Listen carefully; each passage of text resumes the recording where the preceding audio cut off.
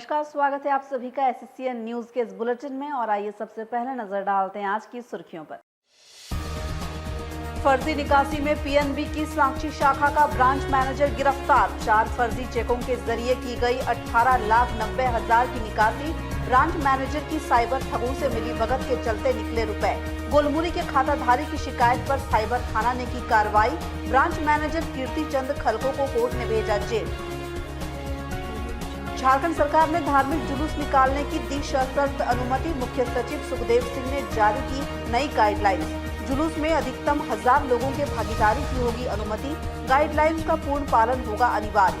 हिंदू जागरण मंच विश्व हिंदू परिषद के साथ भालूबासा से निकालेगा नववर्ष जुलूस। और जमशेदपुर के निकट सुंदरनगर के खुदादा जंगल में लगी आग। तेजी से फैलती जा रही आग, खाक होती जा रही वनस्पतियां। अज्ञात लोगों द्वारा जंगल में आग लगाए जाने की है आशंका। घटनास्थल पर अब तक नहीं पहुंचा वन विभाग का कोई भी अधिकारी। आइए बात करते हैं बैंक से फर्जी निकासी के आरोप में सांची पीएनबी के मैनेजर की हुई गिरफ्तारी की। पंजाब नेशनल बैंक की जमशेदपुर की सांची शाखा के एक खाते से 18,90,000 रुपयों की अवैध निकासी के मामले में पुलिस ने बुधवार को ब्रांच मैनेजर कीर्ति चंद खलको को गिरफ्तार कर लिया। पकड़ाए मैनेजर को कोर्ट ले जाया गया, जहां सुनवाई के बाद कोर्ट ने उन्हें न्यायिक हिरासत में जेल भेज दिया। जमशेदपुर के बैंकिंग इतिहास में पहली बार फर्जी निकासी के आरोप में किसी बैंक मैनेजर की गिरफ्तारी हुई है। बुधवार को बिष्टुपुर स्थित साइबर थाना की पुलिस ने पंजाब नेशनल बैंक की सांची शाखा के मैनेजर कीर्ति चंद खलको को गिरफ्तार कर लिया। उन पर बैंक के खाताधारी के खाते से 18,90,000 रुपए की हुई फर्जी निकासी में मिली भगत का आरोप है। ये मामला रिफ्यूजी कॉलोनी निवासी कुलदीप कौर एवं भगवंत सिंह के खाते से फर्जी चेकों के जरिए हुई पैसों की निकासी का है, जो विगत 13 मार्च को बिष्टुपुर साइबर थाना पहुंचा था। साइबर थाना पुलिस ने मामले की जांच के दौरान इस मामले में बैंक मैनेजर की संलिप्तता पाते हुए उनके खिलाफ कार्रवाई की। बताया गया कि 4 फर्जी चेकों के जरिए दोनों के संयुक्त खाते से रुपयों की निकासी की गई थी। जिस नंबर के चेकों का प्रयोग पैसों की निकासी के लिए किया गया, वे चेक खाता धारक के पास ही थे, जबकि ठीक उसी तरह के फर्जी चेकों के जरिए रुपयों की निकासी कर ली गई। खाते से गाजियाबाद, पटना व अन्य स्थानों पर स्थित खातों में पैसे ट्रांसफर कराए गए। खाताधारी ने साइबर थाने में अन्य के अलावा बैंक मैनेजर के खिलाफ भी एफआईआर कराया था। मामले की जांच में पाया गया कि संयुक्त खाता होने के बावजूद निकासी के लिए जमा चेकों पर सिर्फ एक ही खाताधारी का हस्ताक्षर था, फिर भी पैसों की निकासी हो गई। बाद में पूछताछ में पुलिस को स्पष्ट हो गया कि इसमें बैंक मैनेजर की भी मिली भगत है। इसके बाद पुलिस ने उन्हें गिरफ्तार कर कोर्ट में पेश किया, जहां से उन्हें जेल भेज दिया गया है। आइए बात करते हैं विश्व हिंदू परिषद व हिंदू जागरण मंच द्वारा भालूबासा से नववर्ष यात्रा निकाले जाने की।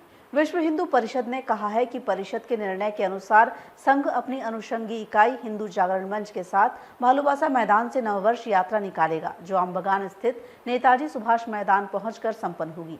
दूसरी तरफ राज्य सरकार ने भी धार्मिक जुलूसों की सशर्त अनुमति प्रदान कर दी है। विश्व हिंदू परिषद के मंत्री चंदन चौबे ने बुधवार को हिंदू जागरण मंच के साथ संयुक्त प्रेस कॉन्फ्रेंस में कहा कि हिंदू जागरण मंच संघ का हिस्सा है और विश्व हिंदू परिषद ने निर्णय लिया है कि संघ अपनी अनुषंगी इकाई हिंदू जागरण मंच के साथ भालूबासा हरिजन स्कूल मैदान से सुभाष मैदान सांची तक नववर्ष यात्रा आयोजित करेगा, जिसमें विश्व हिंदू परिषद की सभी अनुषंगी इकाइयां हिंदू जागरण मंच के साथ यात्रा में भाग लेंगी।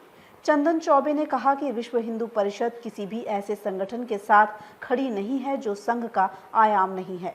उन्होंने कहा कि कुछ लोग समाज को दिग्भ्रमित कर परिषद के सदस्यों को बरगला रहे हैं। प्रेस कॉन्फ्रेंस बुलाने का उद्देश्य ये है कि 1 तारीख को नववर्ष यात्रा निकल रहा है। अखिल भारतीय कार्यक्रम अपना राम महोत्सव का है। उसी उद्देश्य में विश्व हिंदू परिषद और अपने आयाम ऐसे जो संघ संगठन के हैं, जैसे हिंदू जागरण मंच, उसके निमित्त विश्व हिंदू परिषद और हिंदू जागरण मंच मिलके नववर्ष यात्रा हम लोग कर रहे हैं 1 तारीख को। इसके लिए आज आप लोगों को बुलाया गया है। उस दिन जितने भी अपने सेवा बस्ती और जितने भी अन्य संगठन हैं, ऐसे हिंदूवादी संगठन और हिंदू विचारधारा के और समाज के जो लोग अपने संगठन को या अपने समाज को लीड करते हैं, उनको एक साथ एक छतरी के नीचे या एक छत्र के नीचे, एक बैनर के नीचे, विश्व हिंदू परिषद के बैनर के नीचे एक साथ ले आके आम बगान पे महाआरती भारत माता की, ऐसा आयोजन विश्व हिंदू परिषद के देखरेख में, इस हिंदू जागरण मंच के देखरेख में, और सनातन उत्सव समिति ने इसे पूरे आम बगान को साज सज्जा का और पूरे जमशेदपुर में जितनी भी नगर है उसकी साज सज्जा का जिम्मा अपने स्तर पर लिया है। ये भी बहुत बड़ी चीज़ है। इसी के निमित्त आज प्रेस कॉन्फ्रेंस ये बुलाया गया है। वहीं हिंदू जागरण मंच के जिला अध्यक्ष बलवीर मंडल ने कार्यक्रम की जानकारी देते हुए बताया कि नगर सज्जा की जिम्मेदारी सनातन उत्सव समिति, व्यवस्था विभाग की जिम्मेदारी हिंदू पीठ, सुरक्षा व्यवस्था की जिम्मेदारी ब्राह्मण युवा शक्ति संघ, विद्युत सज्जा और ध्वनि विस्तारक यंत्र दुर्गा फैंस क्लब, सड़क सुरक्षा की जिम्मेदारी श्री राम सेना और भोजपुरी नवचेतना मंच को दी गई है। यात्रा में लगभग 10,000 लोगों से भी ज्यादा हिंदू भक्त शामिल होंगे, जो ऐतिहासिक होगा। इसमें महिलाओं के लिए विशेष व्यवस्था की गई है। उन्होंने बताया कि जुलूस के लिए झांकी, ढोल नगाड़े के साथ साथ ध्वनि विस्तारक यंत्र व्यवस्था भी की गई है। आज हम लोगों में जैसे 1 तारीख को 9 वर्ष का आयोजन हो रहा है। इसमें संघ के आयाम विश्व हिंदू परिषद, हिंदू जागरण मंच और सनातन उत्सव समिति, ब्राह्मण युवा संघ, भोजपुरी नवचेतना मंच, क्षत्रिय संघ और अन्य संगठन जो हमारे हिंदू विचारधारा के श्री राम के जयघोष के साथ में भालुआसा अर्जन स्कूल मैदान से सुभाष मैदान हम लोग स्टेट माइल रोड होते हुए सुभाष मैदान हम लोग पहुँचेंगे। और इसी प्रकार हमारे जितने भी बीच में और नगर सज्जा किया गया है, और जैसे साग सज्जा के साथ में जय श्री राम के नारा के साथ में हम लोग भालुआसा से सुभाष मैदान के लिए प्रस्थान करेंगे। प्रत्येक वर्ष झांकी, नगाड़ा, जैसे महिला सब की और महिला सशक्तिकरण को रूप दिया जाता है और बहुत तरह की प्रकार की और झांकी सब रहती है साथ में, डीजे वगैरह, डंका, ये सब साथ में रहते हैं, साथ में एक साथ निकला जाता है। दूसरी ओर राज्य सरकार ने बुधवार को राज्य में धार्मिक जुलूसों के आयोजन की सशर्त अनुमति प्रदान कर दी है। इस संबंध में राज्य के मुख्य सचिव सुखदेव सिंह के हस्ताक्षर से ऐसे आयोजनों के लिए नई गाइडलाइंस जारी की गई है। आइए बात करते हैं सुंदरनगर के कुदादा जंगल में लगी भीषण आग की। जमशेदपुर शहर से सटे सुंदरनगर के कुदादा जंगल में आग लग गई है। जंगल के बीच लगी आग से छोटे पेड़ व झाड़ियां जल रही है और उनसे निकलने वाला धुआं वातावरण में फैल रहा है। उधर लगता है कि वन विभाग को आग की भनक तक नहीं है, क्योंकि अब तक विभाग का कोई वहां नहीं पहुंचा है।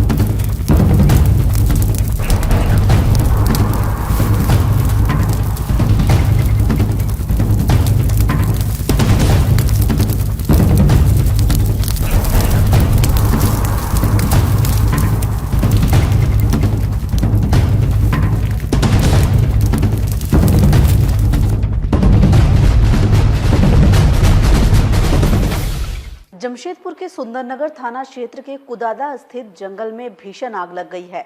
आग से पेड़ों व झाड़ियों के साथ ही छोटे वन्य जीवों की भी जान जा रही है। आग से निकलने वाला धुआं जंगल की फिजा में फैल रहा है, जबकि जंगल में पड़ी सूखी घास एवं झाड़ियों के कारण आग तेजी से चारों ओर फैलती जा रही है। लगी आग की स्थिति से किसी अज्ञात व्यक्ति द्वारा आग लगाए जाने की आशंका जताई जा रही है। आग जंगल में तेजी से फैलती जा रही है, लेकिन अब तक वन विभाग की ओर से कोई इसका जायजा लेने भी नहीं पहुंचा है। आइए अब बात करते हैं चांडिल में कांग्रेस के कार्यकर्ता मिलन समारोह की। सरायकेला खरसवा जिले के चांडिल में कांग्रेस पार्टी की ओर से ईचागढ़ विधानसभा स्तरीय कार्यकर्ता मिलन समारोह का आयोजन किया गया। जिला पार्षद माधव सिंह मानकी की अध्यक्षता में आयोजित हुए समारोह में पूर्व केंद्रीय मंत्री सुबोधकांत सहाय मुख्य रूप से शामिल हुए। सरायकेला खरसवा जिले के चांडिल प्रखंड के डैम रिजॉर्ट में आयोजित विधानसभा स्तरीय कार्यकर्ता मिलन समारोह में पंचायत चुनाव के मद्देनजर कार्यकर्ताओं ने अपने स्तर से तैयारी एवं सदस्यता अभियान चलाने पर जोर दिया। समारोह में ये निर्णय लिया गया कि 17 अप्रैल को प्रत्येक प्रखंड में पार्टी का सम्मेलन आयोजित होगा। वहीं कार्यक्रम में मुख्य अतिथि के तौर पर पहुंचे पूर्व केंद्रीय मंत्री सुबोधकांत सहाय का चौका में भव्य स्वागत किया गया तथा वहां से सभी रैली के रूप में कार्यक्रम स्थल तक पहुंचे। समारोह में अपने संबोधन में सुबोधकांत सहाय ने कहा कि केंद्र की भाजपा सरकार ने जनता से जो वादा किया था उसे पूरा नहीं किया। वर्तमान केंद्र सरकार ने प्रति वर्ष 2 करोड़ नौकरी देने का भी वादा किया था, लेकिन 7 वर्षों में ये वादा भी उसने पूरा नहीं किया। दिन प्रतिदिन बेरोजगारों की फौज खड़ी हो रही है, वहीं महंगाई अपने चरम पर पहुंच गई है। उन्होंने कहा कि केंद्र सरकार ने गरीबों के लाइफलाइन मानी जाने वाली रेल को भी बेचने का काम किया है। वहीं इस मौके पर कांग्रेस कार्यकर्ताओं ने प्रखंड और अंचल कार्यालयों में कांग्रेस कार्यकर्ताओं के कार्य नहीं किए जाने का आरोप लगाया। समारोह में पूर्व विधायक अरविंद कुमार सिंह के पूर्व प्रतिनिधि मरमन सिंह कई समर्थकों के साथ कांग्रेस पार्टी में शामिल हुए। वहीं कार्यक्रम में अल्पसंख्यक विभाग के जिला अध्यक्ष मोहम्मद मोहसिन, कपाली नप अध्यक्ष शोभा रानी महतो, उपाध्यक्ष सरवर आलम, माधव सिंह मानकी, सुकुमार गोराई आदि उपस्थित रहे। आप कैसे भूल सकते हैं कि आपने कांग्रेस पार्टी ने यूपीए सरकार में ये मोदी भोजन नहीं दे रहा है, आपने दिया था। भोजन का अधिकार किसने दिया था? मनमोहन सिंह की सरकार कि जो धरती पे पैदा होगा उसको हम भोजन दें। फ्री राशन आज उनके द्वारा नहीं, हमने दिया था 1 रुपए में किलो। हमने दिया था आपको सूचना का अधिकार। आज वीडियो और ये इतना कागज जो हमारे पास पड़ा हुआ है, क्या है? तो जाति प्रमाण पत्र, वो कैरेक्टर सर्टिफिकेट। अगर 10 रुपए का एक चिट्ठी लगा के भेजिए कि हमने आपको इस तारीख को दिया है, उसका क्या हुआ? यह अधिकार आपको मिला था, सूचना का अधिकार मिला था, आपको मिला था रोजगार का अधिकार। अगर मनरेगा नहीं रहा होता तो कितना पलायन हुआ होता। मनरेगा आपको रोजगार का पैसा मिला, ये हमने आपको 8 रुपए का हमने माफ किया। 72,000 करोड़ आप ये भूल गए? ये आपने किया, आपने किया है। बात करते हैं जुगसलाई में बृहद मार्केट कॉम्प्लेक्स की आधारशिला रखे जाने की। जमशेदपुर के जुगसलाई में जल्द ही लोगों को एक ही छत के नीचे अपनी जरूरत की सभी दुकानें मिल जाएंगी। शहर की कंस्ट्रक्शन कंपनी एचके रेसिडेंसी की ओर से 11 कट्ठा में विशाल मार्केट कॉम्प्लेक्स का निर्माण कराया जा रहा है, जिसकी बुधवार को समारोह पूर्वक आधारशिला रखी गई। बुधवार को जुगसलाई के मारवाड़ी पाड़ा रोड में एचके रेसिडेंसी कंस्ट्रक्शन कंपनी के मार्केट कॉम्प्लेक्स की आधारशिला रखी गई। करीब 11 कट्ठा जमीन पर बन रहे प्रस्तावित इस मार्केट कॉम्प्लेक्स की विधायक मंगल कालिंदी, उदितवाणी के संपादक राधेश्याम अग्रवाल, चैम्बर के उपाध्यक्ष मुकेश मित्तल एवं उद्यमी संदीप मुरारका व अन्य ने शिलान्यास किया।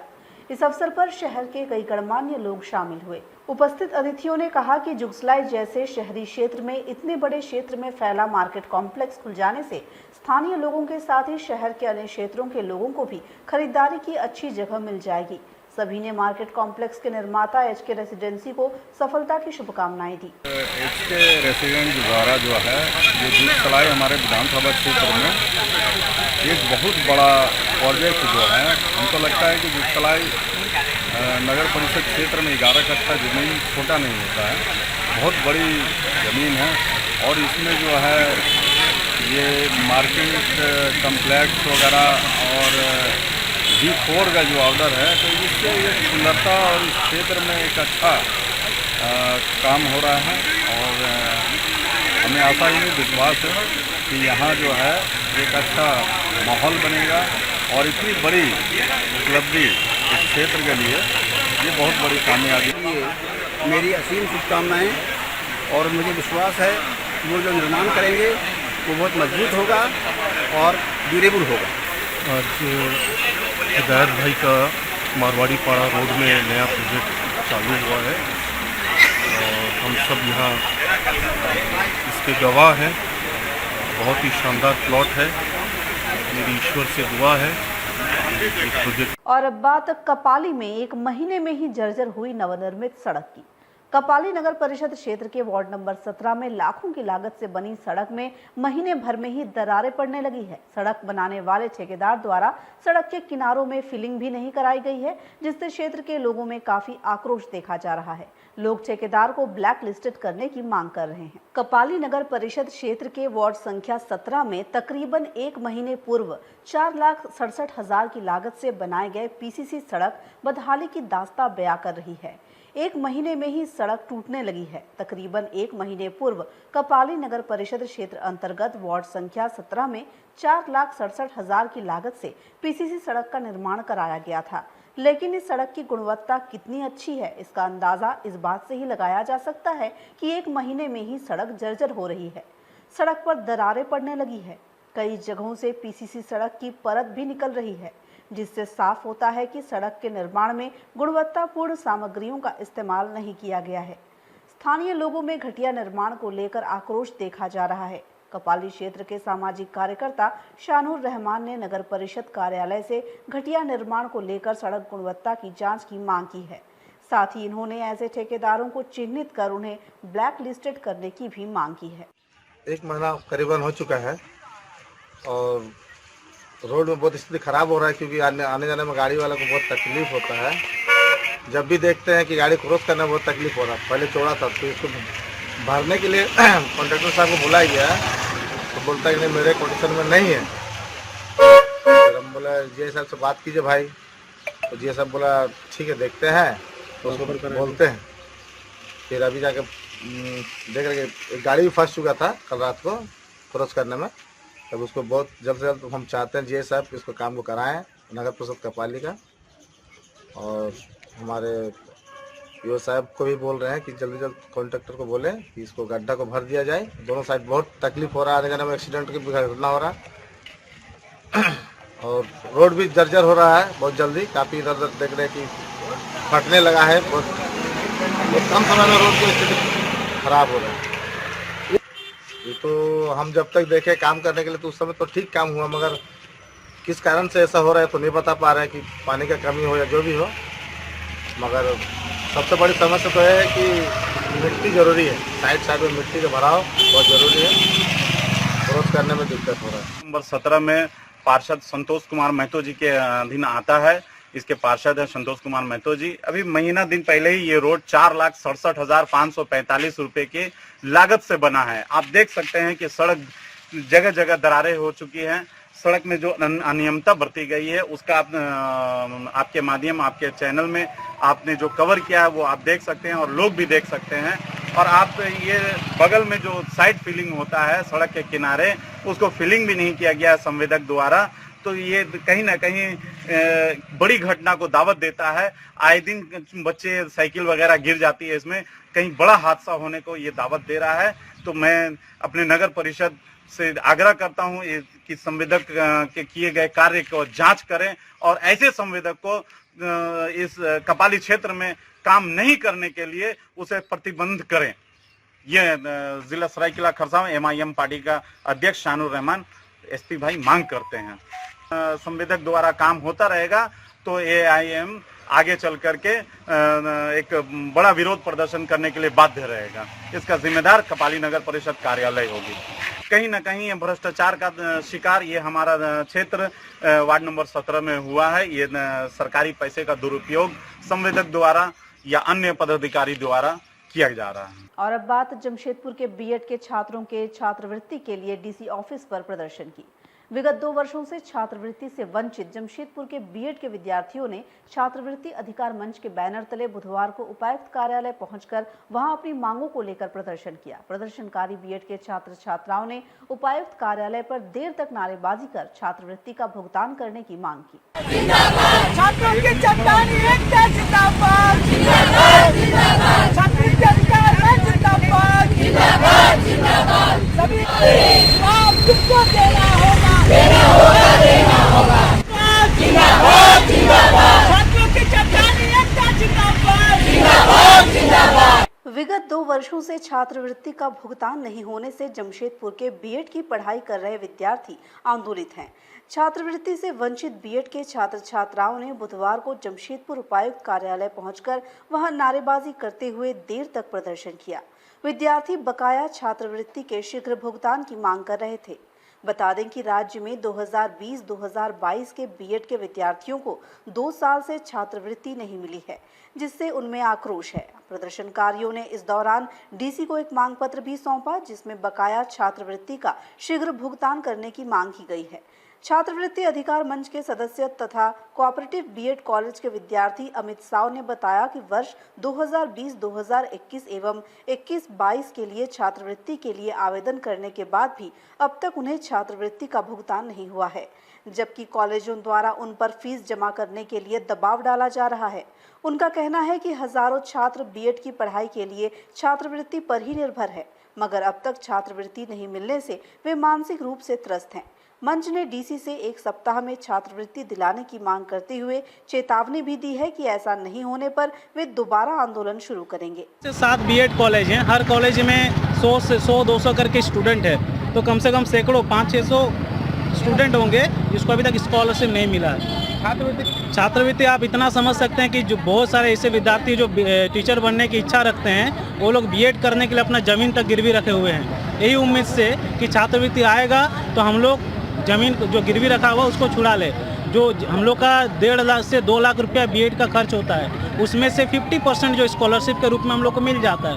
तो गरीब मध्यम परिवार के जो बच्चे हैं, इसी साहस में कि हम लोग को स्कॉलरशिप मिल जाएगा तो कुछ सहूलियत हो जाएगा, इसी भरोसे बीएड में एडमिशन लेते हैं। सभी लोग ज़्यादातर बीएड छात्र हैं। हमारा सत्र 20 से 22 है। हम लोगों का छात्रवृत्ति का भुगतान नहीं किया गया है। 20-21 का भुगतान भी अभी तक नहीं किया गया है, उसको भी आगे प्रोसीडियर में नहीं बढ़ाया गया, डीए रूट में छोड़ दिया गया है। और 21-22 का जो स्टाइपेंड का पैसा है उसके लिए बोला जा रहा है कि आपको सेकेंड सेमेस्टर का मार्कशीट जमा करना है। जब तक अभी तक कोल्हान यूनिवर्सिटी की तरफ से मार्कशीट नहीं दी गई तो हम लोग कहाँ से जमा कर पाएंगे। और इस स्थिति में कॉलेज की तरफ से हमें 3rd सेमेस्टर के पैसे के लिए भुगतान करने को कहा जा रहा है, लेकिन अब पैसा कहाँ से डालें जब जो भी हम लोग 2 सेमेस्टर का पैसा डाल चुके, आगे की जो भी खर्च है उसकी राशि के लिए हम लोग स्टाइपेंड पे ही ज़्यादातर निर्धारित रहते हैं। जब स्टाइपेंड 20-21 का भी अभी तक नहीं आया तो आगे का हम लोग पढ़ाई कैसे जारी रखें, इसी कारणवश हम लोग आंदोलन करने के लिए आ जाते हैं। हम लोग उपायुक्त को मांग पत्र सौंपेंगे कि हमारी छात्रवृत्ति जल्द से जल्द भुगतान की जाए। 20-21 की तो जल्द से जल्द भुगतान हो जाए और 21-22 को भी आगे में प्रोसेस में ले लिया जाए। हालांकि यहाँ से एक ही बात बताया जाता है कि हमारे यहाँ फंड खत्म हो गया है, बाकी जिले का सबका ही छात्रवृत्ति भुगतान हो चुकी है, बस यही जिले पिछड़ गए। पता नहीं क्यों इस बार इस जिले में अधिक से अधिक बच्चों को छात्रवृत्ति भुगतान नहीं की गई है। इसीलिए इसी मामले को हम उपायुक्त हम लोग सौंपेंगे। बात करते हैं जमशेदपुर में शुरू हुए अखिल भारतीय विद्यार्थी परिषद के 2 दिवसीय सम्मेलन की। जमशेदपुर के बिष्टुपुर तुलसी भवन में अखिल भारतीय विद्यार्थी परिषद की प्रदेश कार्यकारिणी का 2 दिवसीय सम्मेलन शुरू हुआ। इसमें राष्ट्रीय संगठन मंत्री गोविंद नायक, प्रदेश अध्यक्ष डॉक्टर ओपी सिन्हा, प्रदेश संगठन मंत्री राजीव रंजन व जिला एबीवीपी के तमाम अधिकारी मौजूद रहे। बैठक में कई सांगठनिक मुद्दों पर चर्चा हुई।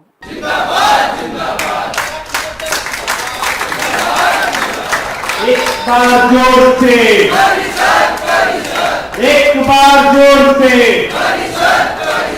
बार जोर से। अखिल भारतीय विद्यार्थी परिषद के 75 वर्ष पूरे हो चुके हैं। संगठन के कार्यकर्ताओं को 75 वर्षों के गौरवपूर्ण इतिहास से अवगत कराने के उद्देश्य से जमशेदपुर स्थित तुलसी भवन में परिषद की प्रदेश कार्यकारिणी का 2 दिवसीय सम्मेलन शुरू हुआ। पहले दिन परिचय सत्र से शुरुआत हुई, जबकि सम्मेलन में संगठन से जुड़े अनेक अहम मुद्दों पर चर्चा की जाएगी। परिषद के प्रदेश अध्यक्ष डॉक्टर ओपी सिन्हा ने बताया कि देश के विकास में अखिल भारतीय विद्यार्थी परिषद की अहम भूमिका रही है। अखिल भारतीय विद्यार्थी परिषद के गौरवशाली इतिहास से परिचय कराने के लिए इस सम्मेलन का आयोजन किया गया है। उन्होंने बताया कि अखिल भारतीय विद्यार्थी परिषद 75 वर्ष का सफर पूरा कर चुकी है। इस 2 दिवसीय सम्मेलन में परिषद की प्रदेश इकाई के तमाम पदाधिकारियों का जुटान होगा एवं संगठन की भविष्य की रणनीति पर भी चर्चा होगी। बैठक का उद्देश्य है हम लोग को कि अखिल भारतीय विद्यार्थी परिषद का एक 75 वर्ष पूरा होने चला है और इस 75 वर्ष में विद्यार्थी परिषद का इतिहास है, इसमें कहानी है, एक ऐतिहासिक ग्रंथ है। अधिक से अधिक लोगों तक इसकी पहुंच हो और सब लोग समझें कि विद्यार्थी परिषद क्या है, कैसे इसका जन्म हुआ और हमारे जो अखिल भारतीय विद्यार्थी परिषद है इसका अगला कार्यक्रम क्या होगा, क्या हमारा गतिविधि होगा, हम कौन कौन सा प्रोग्राम लॉन्च करेंगे, हमारी क्या क्या योजनाएं होगी, इसी के संदर्भ में यह बैठक। झारखंड के सभी ज़िले से यहाँ पर लोग आए हैं। इसमें महत्वपूर्ण पदाधिकारी हैं, प्राध्यापक हैं, NEC के सदस्य, राष्ट्रीय कार्यकारिणी के सदस्य हैं, राष्ट्रीय सह संगठन मंत्री भी हैं और पूरे झारखंड से कार्यकर्ता आए हैं विभिन्न दायित्वों को लेकर के। और आज के इस बुलेटिन में फिलहाल इतना ही। हम फिर हाजिर होंगे कुछ और नई ताज़ा खबरों के साथ। तब तक के लिए SSCN न्यूज़ की पूरी टीम की ओर से मुझे दीजिए इजाज़त। नमस्कार।